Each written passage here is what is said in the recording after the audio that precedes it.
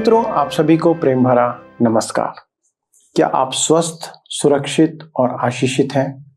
तो परमेश्वर की महिमा करें, क्योंकि यह उसकी ही करुणा का प्रतिफल है। दोस्तों, एक बार फिर से मैं आप सभी नए एवं पुराने दर्शकों का सत्य वचन बाइबल अध्ययन में स्वागत करता हूं। आपको याद होगा कि हम यूहन्ना प्रेरित की पहली पत्री पर अध्ययन कर रहे हैं और पिछले अध्ययन में हम एक दूसरे से प्रेम रखने के विषय में सीख रहे थे, जो प्रकट करता है कि हम जीवित हैं या मरे हुए। दोस्तों, आज हम तीसरे अध्याय के 17वें पद से आरंभ करते हुए प्रेम के व्यवहारिक पहलू को सीखेंगे कि हम आज कैसे अपने प्रेम को अपने भाई के लिए प्रकट कर सकते हैं।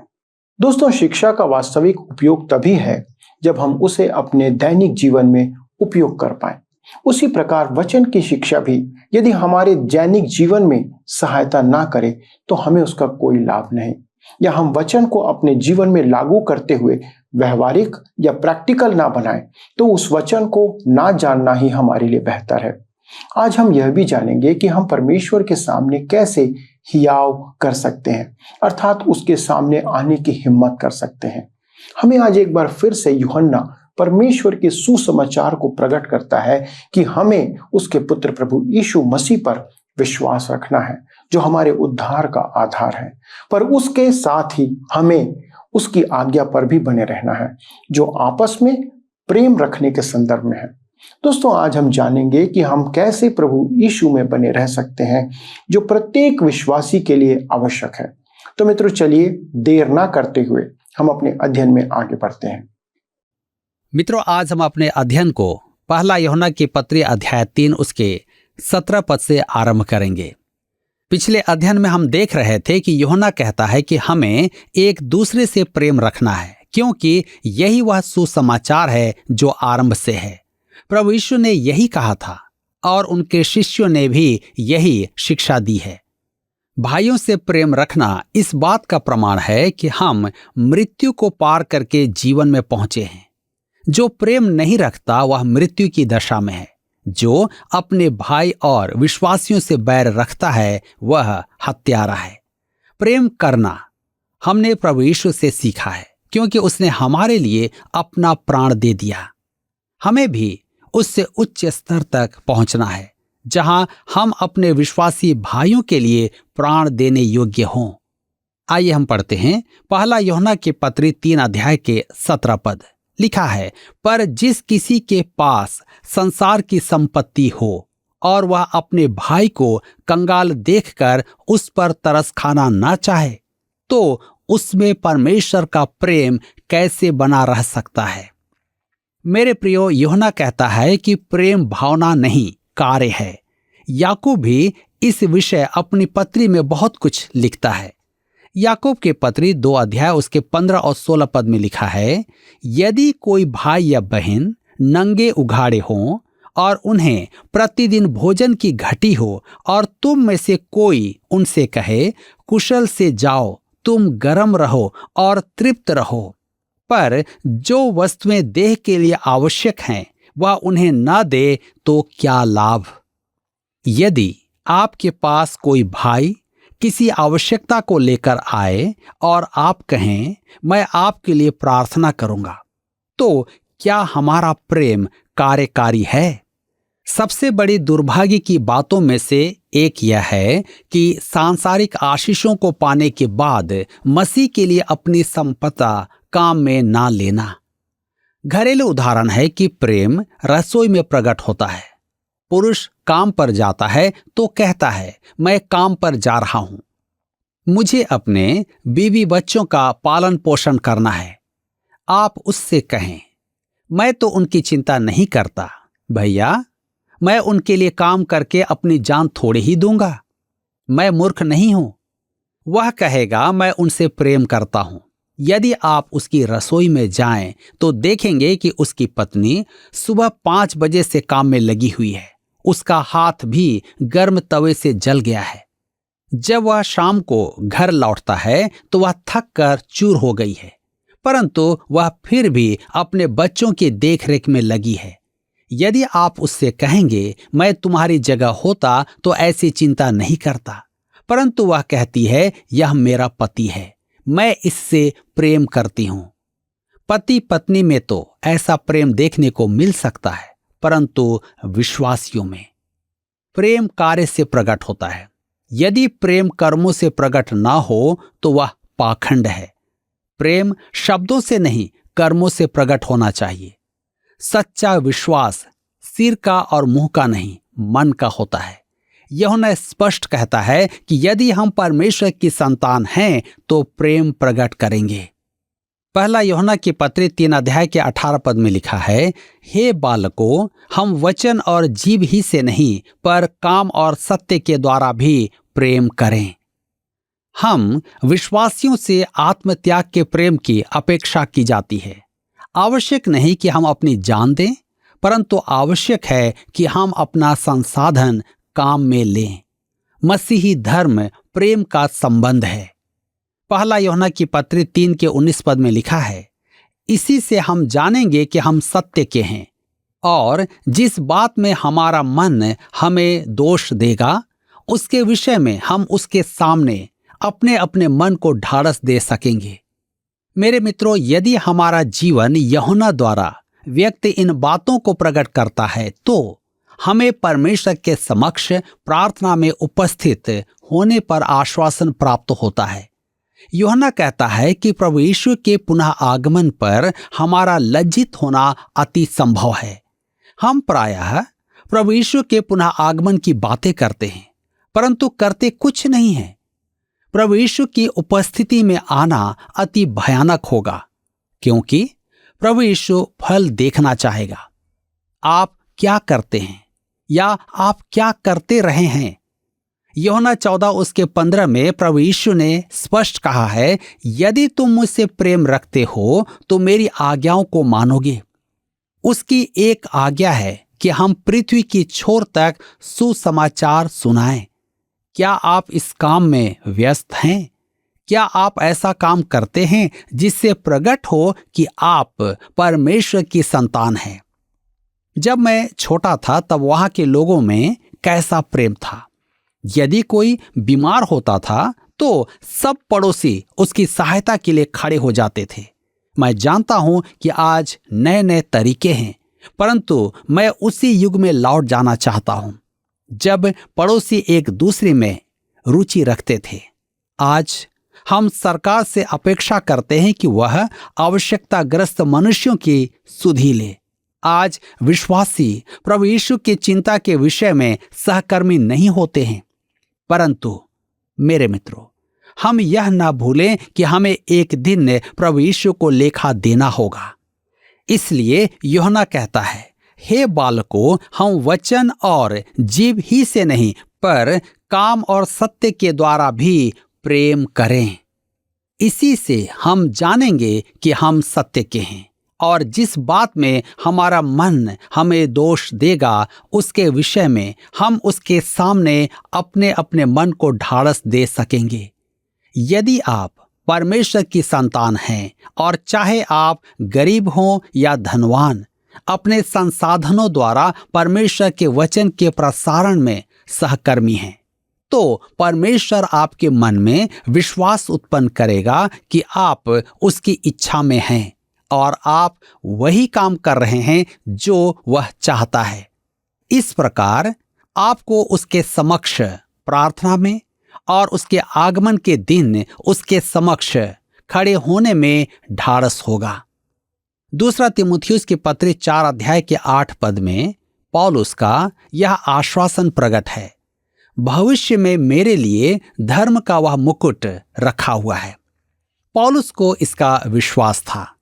आगे हम पढ़ते हैं पहला यूहन्ना की पत्री 3 अध्याय के 20 पद में, क्योंकि परमेश्वर हमारे मन से बड़ा है और सब कुछ जानता है। ध्यान दीजिए, परमेश्वर की संतान को यह आश्वासन प्राप्त है, परंतु यदि हम वह काम ना करें जो हमें करना है, तब इसका अर्थ क्या यह है कि हम अपने उद्धार से वंचित हो गए या हमें उद्धार प्राप्त ही नहीं था? यूहन्ना कहता है, जिस बात में हमारा मन हमें दोष देगा उसके विषय में हम उसके सामने अपने अपने मन को ढाढ़स दे सकेंगे।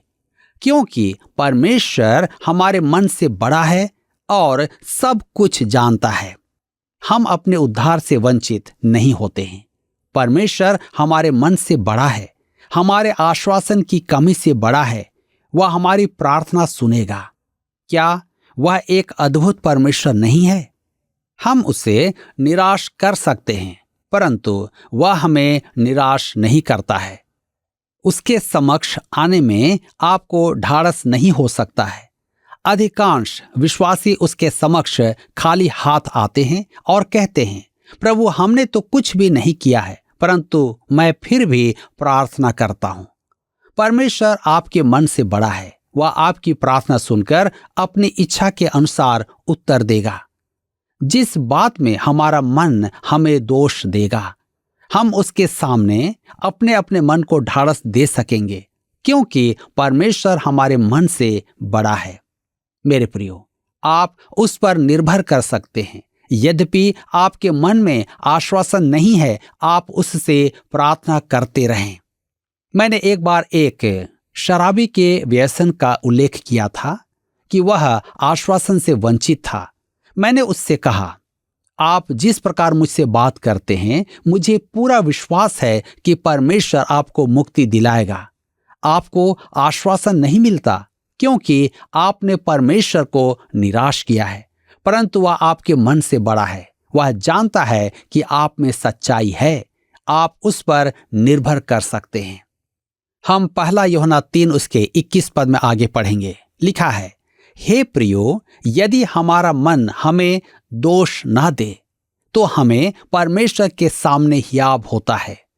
यहां पर कहता है, यदि हमारा मन हमें दोष ना दे तो हमें परमेश्वर के सामने हियाब होता है। जब मैं युवा प्रचारक था, तब एक प्रचारक की प्रार्थना सदैव सुनना चाहता था। वह पूर्ण विश्वास के साथ प्रार्थना करता था। मैं उसकी प्रार्थना सूची पर होना चाहता था। उसके प्रार्थना करते समय मेरे विचार में परमेश्वर सब काम छोड़कर उसकी प्रार्थना सुनता रहा होगा और कहता होगा कि वह जानता है कि वह क्या कह रहा है। मैं अपने पुत्र की आवाज सुनूंगा। एक दिन उसने मुझसे कहा, मैं आपके लिए प्रार्थना कर रहा हूं। वह दिन मेरे लिए एक महान दिन था। प्रार्थना में विश्वास होना अति महान है। यदि हमारा मन हमें दोष ना दे तो हमें परमेश्वर के सामने हियाब होता है। पहला यूहन्ना 3 के 22 में आगे लिखा है, और जो कुछ हम मांगते हैं वह हमें उससे मिलता है, क्योंकि हम उसकी आज्ञाओं को मानते हैं और जो उसे भाता है वही करते हैं। कर्मों से प्रकट प्रेम प्रार्थना में विश्वास उत्पन्न करता है। आपका जीवन परमेश्वर को प्रसन्न करे तो आप उससे आपकी प्रार्थना के उत्तर की आशा कर सकते हैं। आज इसकी अत्यधिक आवश्यकता है। मेरे मित्रों, स्मरण करें कि शिष्यों को प्रभु यीशु का नाम न लेने की चेतावनी दी गई थी। उन्होंने अन्य विश्वासियों के साथ परमेश्वर से प्रार्थना की। उन्होंने सताव से मुक्ति की प्रार्थना नहीं की थी। प्रेरितों के काम 4 उसके 24 पद में उनकी प्रार्थना व्यक्त है, हे स्वामी, तू वही है जिसने स्वर्ग और पृथ्वी और समुद्र और जो कुछ उसमें है बनाया। आज अधिकांश कलीसियाओं में ऐसी प्रार्थना की कमी है। विश्वासियों को विश्वास नहीं कि हमारा स्वर्गीय पिता परमेश्वर है और इस जगत का संचालन करता है। यूहन्ना कहता है, जो कुछ हम मांगते हैं वह हमें उससे मिलता है, क्योंकि हम उसकी आज्ञाओं को मानते हैं और जो उसे भाता है वही करते हैं। पहला यूहन्ना 3 के 23 पद में आगे लिखा है, उसकी आज्ञा यह है कि हम उसके पुत्र यीशु मसीह के नाम पर विश्वास करें और जैसा उसने हमें आज्ञा दी है उसी के अनुसार आपस में प्रेम रखें। दूसरे शब्दों में यूहन्ना कहता है, यह न कहो कि उसमें विश्वास करते हो जबकि आपस में प्रेम नहीं रखते। एक ओर तो आप कहते हैं कि आप प्रभु से प्रेम करते हैं और दूसरी ओर कहते हैं कि इससे या उससे आप घृणा करते हैं। यूहन्ना द्वारा व्यक्त यह प्रेम आपके शब्दों और दिखावे का नहीं, कि आपने किसी के गले में हाथ डाला। आपका प्रेम आपका जीवन प्रदर्शन है। वह किसी के लिए सच्ची चिंता है। आप किसी के विषय व्यर्थ बात नहीं करेंगे। इसकी आज घोर आवश्यकता है। मसीही जीवन का सारांश है, हम परमेश्वर पुत्र प्रभु यीशु मसीह में विश्वास करें, एक दूसरे से प्रेम करें जैसी उसकी आज्ञा है। पहला यूहन्ना 3:24 में लिखा है, जो उसकी आज्ञाओं को मानता है वह उसमें और वह उनमें बना रहता है, और इसी से अर्थात उस आत्मा से जो उसने हमें दिया है हम जानते हैं कि वह हम में बना रहता है।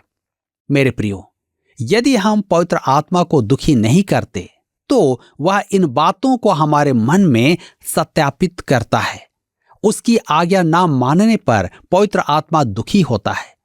प्रभु यीशु ने कहा यूहन्ना रचित सुसमाचार 14:15 में, यदि तुम मुझसे प्रेम रखते हो तो मेरी आज्ञाओं को मानोगे। जी हां, यदि हम ऐसा ना करें तो पवित्र आत्मा दुखी होता है।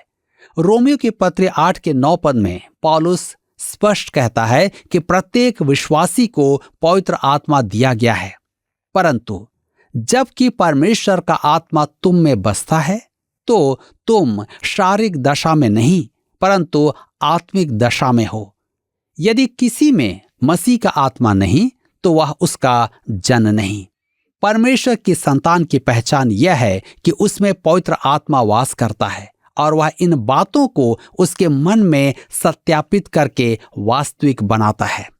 मेरे प्रियो, यह क्या ही महान बात है कि हम पवित्र आत्मा में होकर के एक दूसरे से प्रेम करें।